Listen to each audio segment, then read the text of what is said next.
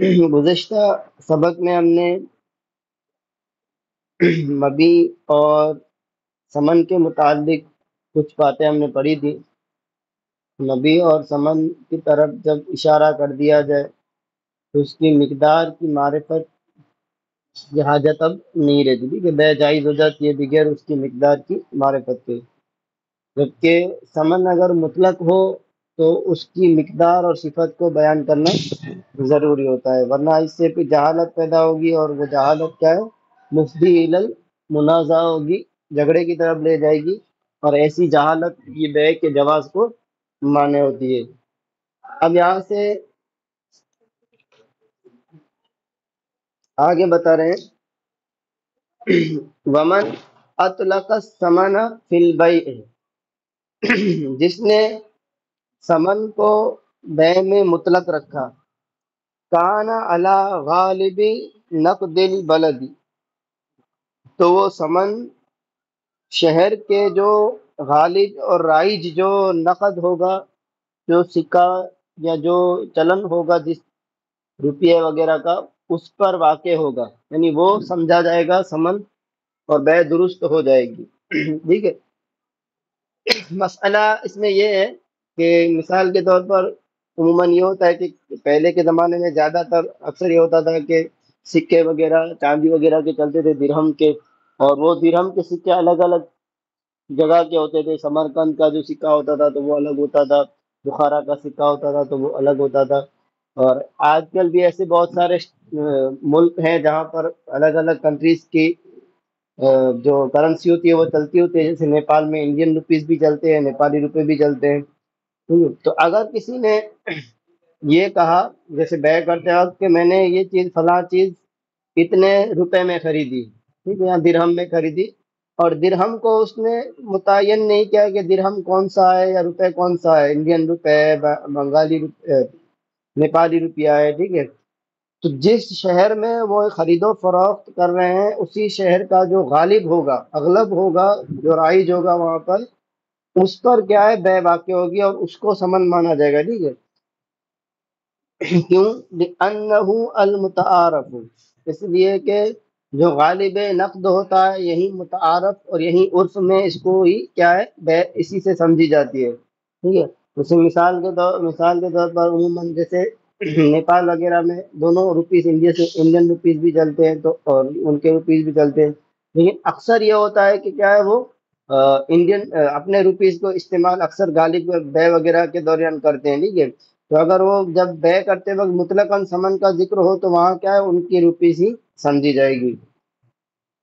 وفیہ التحری للجواز، اور اس میں جواز کو کیا ہے؟ طلب کرنا ہے، یعنی اس کے جائز کرنے میں کہ بھئی سمن مطلق رکھا ہے تو قاعدہ تو یہ ہے کہ سمن میں کیا ہے؟ جہالت نہیں ہونی چاہیے، ٹھیک ہے۔ تو یہاں اگرچہ ایک طریقے سے جہالت ہے کہ بھئی سمن مطلق رکھا اور اس شہر میں ہو سکتا ہے دو تین کرنسی جاری ہو، تو کون سا سمجھا جائے گا؟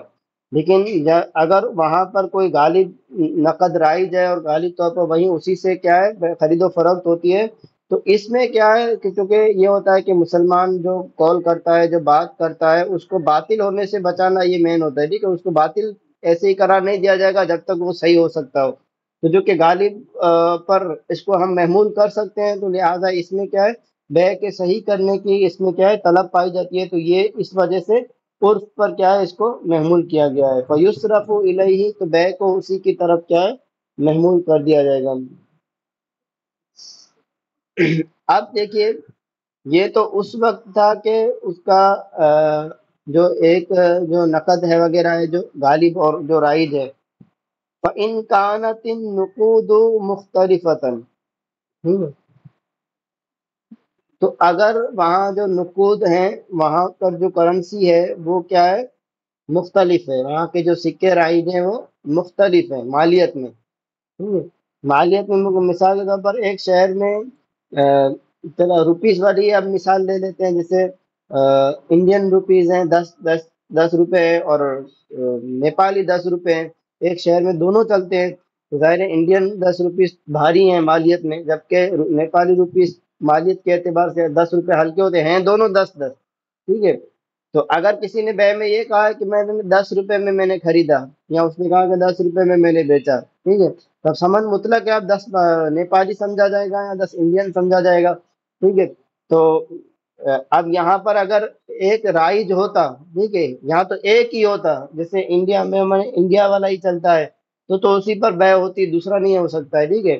اور اگر بہت سارے وہاں رائج ہیں یا ایک سے زیادہ رائج ہیں، تو جو غالب اور اروج ہے، جو زیادہ رائج ہے وہ معلوم ہوگا، ٹھیک ہے۔ اور اگر اس میں مختلف ہیں، ٹھیک ہے، اور کیا ہے، تو کہہ رہے ہیں کہ فل بے او فاسد، تو اس صورت میں بے فاسد ہوگی۔ جو سمن مطلق رکھا ہے اور وہاں پر کیا ہے، کوئی سکہ رائج زیادہ نہیں ہے، دونوں رواج میں دونوں برابر ہیں اور ان کی مالیت مختلف ہے، تو بے فاسد ہو جائے گی۔ الا ان یبین احدہما، ان یبین احدہما، یہ احدہما، یہ چلے احدہما ہی پڑھ لیجیے، مگر یہ کہ ان میں سے کوئی اس کو بیان کر دے، ٹھیک ہے، جیسے بیان کر دے کہ بھئی نیپالی روپیہ 10 روپے، یا انڈین 10 روپے، یا بخارا کا جو سکہ ہے درہم کا چاندی کا اس سے بے کی، تو پھر کیا ہے، جائز ہو جائے گی۔ دیکھیے اب یہ پورا مسئلہ اس طرح سے ہے، آگے اس کو بتا رہے ہیں، وہذا یعنی بے جو فاسد ہو رہی ہے، اذا کان الکل فی الرواج سواء، تو اس وقت ہے جبکہ دونوں جو نقد جو مختلف ہیں وہ رواج میں برابر ہوں، ٹھیک ہے۔ اگر رواج میں ایک زیادہ ہے اور دوسرا کم ہے، تو جو رواج میں بے صحیح ہو جائے گی، اور جو رواج جس کا زیادہ ہے وہ سمن مانا جائے گا، ٹھیک ہے۔ اور رواج اگر برابر ہے اور جو سکے جو جاری ہیں وہ کیا ہے، مالیت میں مختلف ہے، تو پھر کیا ہے، بے فاسد ہو جائے گی۔ وجہ کیا ہے بے فاسد ہونے کی، لأن الجہالۃ مفضیۃ الی المنازعۃ، اس لیے کہ جہالت جھگڑے کی طرف لے جائے گی۔ تو بھائی جو بیچنے والا ہے ظاہر ہے وہ یہی کہے گا کہ جو مالیت میں زیادہ ہے وہ مانگے گا کہ بھائی انڈین 10 روپے دو، کیونکہ اس کو زیادہ فائدہ اس میں، اور مشتری کہے گا نہیں بھائی نیپالی 10 روپے لو، کیونکہ اس میں اس کا فائدہ زیادہ ہے۔ تو یہ جھگڑے کی طرف لے جائے گا جب مالیت مختلف ہو، رواج دونوں کا نہ ہو، اس وجہ سے۔ ہاں یہ استثناء ہے کہ الا ان ترتفع الجہالۃ بالبیان، مگر یہ کہ بھائی بیان کرنے کے ذریعے سے، وضاحت کر دینے کے ذریعے سے جہالت اٹھا لی جائے، یعنی ابھی مجلس ختم نہیں ہوئی تھی اور ایجاب و قبول ہونے کے بعد اگر سمن متعین کر لیا کہ بھائی انڈین روپیز میں یا نیپالی روپیز میں، واضح کر دیا یا فلاں شہر کے سکے سے ہم نے بے کی، تو درست ہو جائے گی۔ او یکون او یکون احدہما اغلب، یا ان دونوں میں سے ایک زیادہ غالب و اروجا اور زیادہ رائج ہو، ٹھیک ہے۔ مالیت تو مختلف ہے لیکن رائج ایک زیادہ ہے، تو پھر کیا ہے، جو رائج زیادہ ہے اس سے بے مانی جائے گی۔ فحینئذ یصرف الیہ تحدیا للجواز، تو جو رائج اور اغلب ہے اسی کی طرف کیا ہے، جواز کو طلب کرتے ہوئے اسی کی طرف سمن کو پھیر دیا جائے گا، بے کے جواز کو پھیر دیا جائے گا، ٹھیک ہے۔ وَهَذَا إِذَا كَانَتْ مُخْتَلِفَةً وَهَذَا إِذَا كَانَتْ مُخْتَلِفَةً فِي الْمَالِيَّةِ، اور یہ جو بے کے فاسد ہونے کا بیان کیا ہے، یہ کب ہے، جب کیا ہے، مالیت میں مختلف ہو، ٹھیک ہے۔ فَإِنْ كَانَتْ سَوَاءً فِيهَا، اب کسی شہر میں سکے تو مختلف رائج ہیں، یہاں کرنسی تو مختلف رائٹ ہے، نوٹ وغیرہ جو بھی وہاں جاری ہو، لیکن ان کی مالیت برابر ہے، ٹھیک ہے۔